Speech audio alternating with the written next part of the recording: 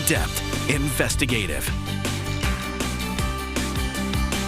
This is KXAN News Today.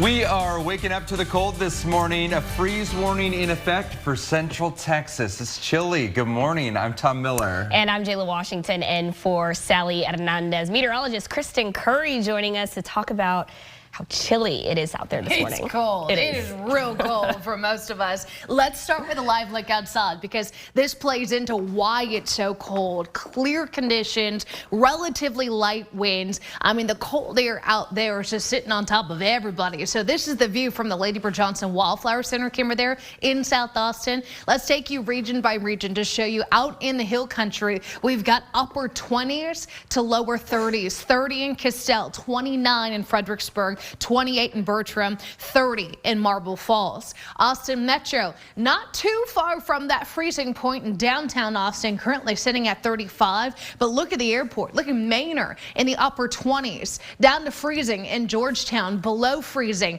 in Round Rock at the hour. Eastern County seeing widespread 20s out here, only a few holding on to the 30s at the moment. Rockdale and Thorndale both at 30 degrees, but 25 as we start our Monday in Bastrop. Good news, we got sunshine to help us out for the rest of the day. Once that sun comes up, we're talking low 40s by the end of the morning, 50s by lunch, and then later today a forecast high of 66 degrees. Now, I'll tell you, soak in that sunshine today because we've got big time rain chances coming in later this week. In fact, Friday right now is looking like a total washout. And we're not just talking a little bit of a sprinkle. Rainfall accumulation projections look good here in Central Texas. So I'm excited to share this forecast with you. We'll talk a little bit more about what and when to expect in your first warning forecast. Okay, thank you, Kristen. Why did prosecutors drop charges against 17 Austin police officers? This morning, Travis County District Attorney Jose Garza is responding to some of those questions and criticisms over that move. The charges followed the 2020 racial justice protests. Yeah, the DA says he stands by his decision and tells our Brianna Hollis he believes a federal review of police action is the best way to bring about justice. She sat down with him to discuss the dismissals. 3.5 years after these protests near police headquarters, District Attorney Jose Garza dismissed use of force cases against 17 officers, quote, in the interest of justice. He'll continue to prosecute 4 officers. Those cases had aggravating factors from our perspective. Garza's office, in conjunction with the city of Austin, submitted a letter to the Department of Justice asking for a federal review of APD's use of force during the protests. That review is not guaranteed. So what happens if the DOJ doesn't do anything? Well, that's certainly the Department of Justice's decision. I understand, but if the Department of Justice does not do anything, do you feel like you're still getting a just outcome? As I said, I think what we need in this instance is systemic change within the Austin Police Department.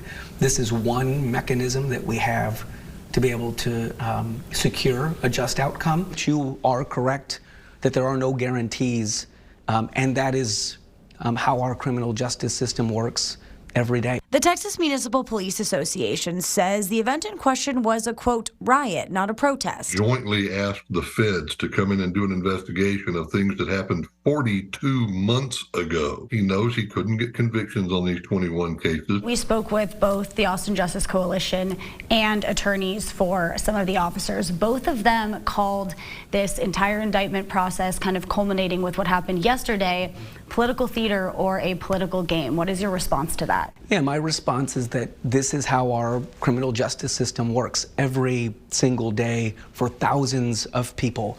Is there anything politically motivated about this process? Absolutely not. Brianna Hollis, KXAN News. But going in depth, in September of last year, the Austin Police Department identified 17 ways to improve protest response. That includes de-escalation tactics, riot management, and better coordination among different units. And in August this year, former Chief Joseph Chacon advised officers to stop using less lethal shotguns, often referred to as beanbag rounds, after the DA's office expressed legal concerns.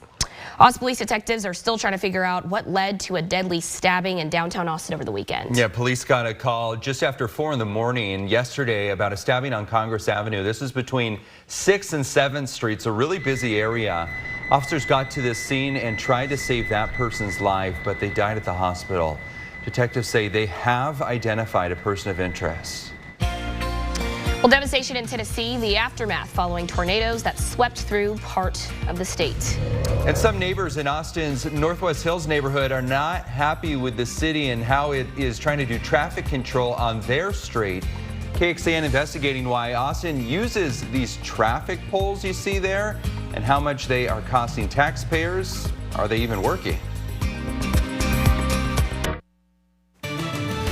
Live Look outside, it is dark and early on your Monday morning. Sunrise is going to be just a few minutes past 7:15, and we're going to see a ton of that sunshine today. More on your local forecast here coming up. Several people are dead after a tornado outbreak in Central Tennessee this past weekend. Multiple tornadoes, including one EF2 and one EF3 tornado, left behind widespread destruction on Saturday. 3 people died after a mobile home flipped on top of another home. 2 other children involved in that incident were taken to the hospital and expected to recover. Officials say it could be weeks before power is restored for more than 30,000 people. NBC News' Marissa Parra is on the ground in Central Tennessee. Tornadoes in Tennessee claimed the lives of 6 people, including 2 children. We're standing in Madison, Tennessee. This is one of the hardest hit areas, and I want to show you one example behind me. This is someone's bedroom. You can see a dresser, a bed underneath, ripped pieces of insulation exposed to the sky. This is also an area that the Tennessee governor called heartbreaking to walk through. There have been other areas hard hit. We'll show you all of the damage and the steps, the road to recovery, all that and more coming up on Today. And a little further east, heavy rains and strong winds left damage across the Washington, D.C. area this past weekend. A flood watch is in effect for excessive rainfall in parts of D.C., Maryland, and Virginia today. Wind gusts reached up to 35 miles per hour as well. Some areas saw close to 2 inches of rainfall in 24 hours. Thank you, Kristen. Still ahead, the state capitol decking the halls for the holidays. The efforts that went into a unique Christmas celebration at the Texas House. Plus, how a group of UT students are having a first-hand impact on engineering and design work for Austin's upcoming Project Connect light rail system. Big night in Arlington for the Cowboys, and now tied for the NFC East lead with the Eagles. I've got it coming up. Good morning, a live look outside. It's from Lockhart, Texas. Here as we kick off this Monday morning. Pretty quiet out there on the road. Happy to have you here with us. Hey, if you're feeling constantly tired, fatigued, you are not alone. The U.S. Centers for Disease Control releasing a first estimate of how many adults have chronic fatigue syndrome, and it found that 3.3 million people are dealing with it. This is about 1 in every 100 people. Chronic fatigue is characterized by at least 6 months of severe exhaustion. CDC says that the number is larger than previous studies suggested. Researchers think that this is boosted by people who experience long COVID and all the symptoms that went with that. You can experience brain fog, pain, and it could worsen if you are working or if you're exercising. No cure at this point, and no blood test or scan can quickly diagnose this. Here at home, Texas lawmakers are finally back where they live for the holidays after a historic year at the Capitol. Yeah, this year the Texas legislature was in session for more days than ever before, leaving them working during December for one of the only times in history. And their work cut into some of the usual festivities. Some say it was nearly the session that stole Christmas, but the Capitol is finding some fun amid the fighting. In fact, long before December, Sergeant at Arms Carrot Coffee begins searching for Christmas cheer. Her team scouts a tree each summer and spends the typical downtime of December bringing it to life. To be able to still bring Christmas to the house and pivot and work with the weirdness of 2023, but still be able to create these memories for the public and for our members and their families, I think is still huge. Members had their constituents back home design an ornament, and then they were able to show off their district on the tree. Having a little fun this holiday season. Yeah. Is your tree up? It is not. See, my apartment's a little small. It's a little small, so I don't have a tree up, but I've got decorations up. So I've got the lights. That counts. I got the Christmas cheer. I've had years where I wasn't at home for Christmas or something like that. And I just got a baby tree. I got a baby tree too. That's an option. My first year working in news, when I was working Christmas, I used to have a little baby tree, but it got a little natty. I need to like go and get a real tree. There you go. And right now they're probably on discount too. Let me show you what's going on outside this morning. Hopefully you had a great weekend. We've got quiet conditions as we kick off a brand new work week. As far as what we've got temperature-wise, it's cold. And we knew coming into this morning that we were going to see temperatures at or at least near freezing. And man, that is verifying for us. Burnett, Lampasas, San Saba, Mason, Llano, all of us in those lower 30s, if not colder. Look at our eastern counties. Eastern counties, most of us in the 20s at this hour. And then we've got most of the Austin metro in those low to maybe mid 30s. But it's still possible we see 1 to 2 degrees of a drop here before that sun comes up. Much colder than yesterday. Temperatures down about 5 to 15 degrees this morning.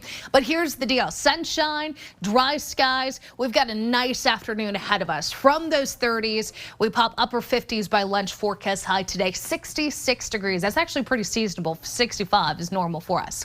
Let's talk about the impactful weather headed our way later this week. Here's your first warning. Widespread rain expected, especially on Friday. Friday will be the wettest day of the next 7. All of Central Texas favored for at least something, but we're talking 1 to 3 inches of rainfall possible here with this next storm and cold front coming through. Here's what it looks like as far as the timing goes. Late tomorrow night, 1 or 2 spot showers. Wednesday, hill country, you'll get the wet weather first. It starts very scattered, only a 20% chance of rain on Wednesday, growing to 30% on Thursday. With the help of a cold front coming in, Friday looks to be a 90% chance of widespread rain and a few isolated storms. Now, I'm not expecting widespread flooding issues, but I think as far as the rainfall totals go, 1 to 3 inches is a good bet. We'll just have to watch how quickly it comes down. Maybe some minor localized flooding here and there, but no severe weather anticipated at this moment. So your 7-day forecast shows 60s and sunshine today. Tomorrow we start the transition. A little more cloud cover. Temperatures will top at 67. The warmest for the week, and then you'll notice the temperatures coming down Wednesday, Thursday as rain chances slowly start to come up, and then Friday will be the day to watch this week with widespread rain expected. Temperatures only making it to the mid 50s, and then you'll notice even Saturday some lingering showers. Right now our afternoon highs are trending a little bit cooler than normal, but your overnight low is expected to stay above freezing for the next 6 to 7 mornings. Thank you, Kristen. A man is now charged with capital murder in the death of a Texas cheerleader. 16-year-old Elizabeth Medina was found dead in a bathtub in her mom's apartment in Edna last Tuesday. This is southwest of Houston. Edna police located the suspect, Rafael Romero, on Saturday in Schulenburg, that's southeast of Austin. Texas Rangers arrested Romero on capital murder charges. That makes the suspect eligible for the death penalty if he's convicted. Conspiracy theorist Alex Jones is back on the social media platform X. This after Elon Musk put out a poll on X asking followers if Jones's account should be reinstated.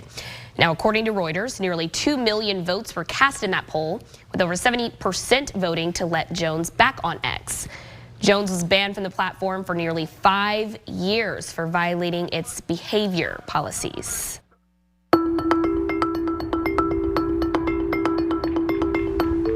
You may have noticed more of these popping up around Austin, these plastic flexible traffic poles called delineators.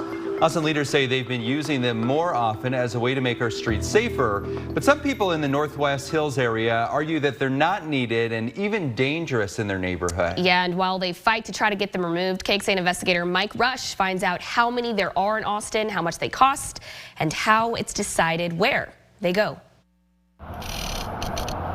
James Harding believes he's measuring futility. Let's say it's 12 feet. That's 12 feet that got taken away from the people. He's talking about these in and at the border of the bike and pedestrian lane on this stretch of Greystone Drive in Northwest Hills. Harding and his neighbor Bennett Brook have many ways to describe them. The city put up these poles. I call them poles. They call them delineators. It's architectural trivia. It's definitely a black eye. It's the circus comes to town. Throughout August and September, the city installed 28 speed cushions and 32 delineators near the cushions at several spots along Greystone. The intent, according to city officials, to keep drivers from swerving into the bike pedestrian lanes to avoid the cushions. I think it's a hazard. Brooke, who's been back and forth with the city trying to get the poles removed, worries they'll lead to accidents. One vehicle can be over across the yellow line. So the vehicle coming the opposite direction needs to move over. Well, with the poles there, you have no room at all to move over without hitting the poles. He also says they take up street parking, make it difficult for people to back out of their driveways, and are ugly. No, they're not attractive. There's nothing attractive about them. They can be very effective. This is Laura Deerenfield, a division manager with Austin's Transportation and Public Works Department. The city started using delineators about a decade ago, she says, because they're less expensive and intrusive and a quicker fix than other options. A mile of protected bike lane in concrete would cost you, 10 times as much as that, perhaps. According to city records, there are roughly more than 19,000 delineators covering around 155 miles of Austin streets at a cost of almost $3 million. Deerenfield says the devices are used near speed cushions like on Greystone, but also pedestrian crossings, intersections, and most, she says, are used on bike lanes. Based on studies of protected bike lanes in Austin, Deerenfield says before and after comparisons suggest an estimated 140 crashes avoided a year, adding up to an estimated savings of $35 million in economic and quality of life costs. Deerenfield says the city evaluates streets on an ongoing basis to determine where the delineators are needed. And the city says someone from the neighborhood requested a speed study be done on Greystone. Greystone, it was one of the most egregious speeding streets, if you will, in the city. Ranking, she says, number 11 out of 375 streets. A city transportation spokesman says 27% of drivers on Greystone were observed speeding during the study period. Deerenfield says drivers eventually adjust and adapt to safety measures without much trouble. But as far as these neighbors adjusting, 44 inches. Don't count on it. They're just totally useless, and all they are just ugly and getting away. Mike Rush, KXAN investigates. Deerenfield says that sometimes the overall safety need of the community outweighs individual concerns on projects. Although she says feedback from the community is needed and taken into account. She says, like other projects, the city will do another study at Greystone in about a year and a half, allowing time for a variety of drivers to get used to the measure. Then they will compare the data from before the speed cushions and poles were put in and after to determine if they're effective and if changes should be made. This is KXAN Sports, brought to you by Thomas J. Henry. Good morning to you. The Cowboys and Eagles played in early November. Cowboys lost, and they were 2 games behind the Eagles in the NFC East. Last night in Arlington, Cowboys had a chance to pull even. Mike McCarthy, fresh off appendicitis, but he wasn't going to miss this one. And right out of the gates, the Cowboys drive the length of the field. Dak Prescott scramble. CeeDee Lamb walks into the end zone. That flag was waved off, so Cowboys take a 7-0 lead. And then the defense, when the Eagles are driving, Jalen Hurts right about the 20-yard line coughs it up. So the Cowboys get the turnover as the Eagles were in scoring territory. That leads to one of the more amazing stories of the year. Brandon Aubrey, the rookie, a 60-yarder, also kicked a 59-yarder. Cowboys take a 10-0 lead. And then Rico Dowdle with the touchdown. Initially they ruled him down, but then they looked at it and he got into the end zone. So back to a 2-score game at 17-6. Cowboys then late in the half, and Dak, beautiful throw to Brandon Cooks down to the 1. Cowboys would punch it in, and it would be Dak to Michael Gallup. So it's 24-6 at the half. Cowboys in control. Eagles get it.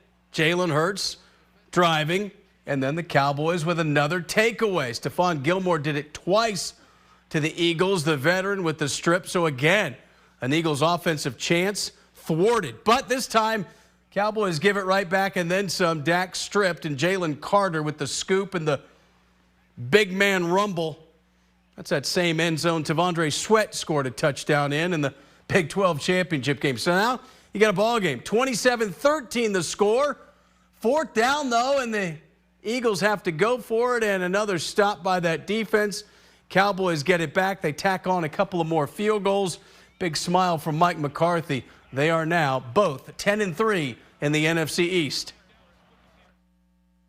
After Thanksgiving, understand this is all about playoff position, all about the division. This team right here, they got the division last year, just an opportunity, and stole the first game from us earlier in the season. So just to have them here, get home field advantage, continue to keep winning at home. All 3 phases stepped up, and this was a great team win. Well, now it's on the road for 3 of the last 4. Again, tied with the Eagles with 4 games to go, beginning next Sunday afternoon in Buffalo. Back to you. Thanks, Roger. For those listening on the KXAN Today podcast, thanks for hanging out with us. Here's what we're tracking at 5. $12.5 million in taxpayer money that has sat unused for 15 years. Well, we could see Austin City Council finally decide what to spend it on.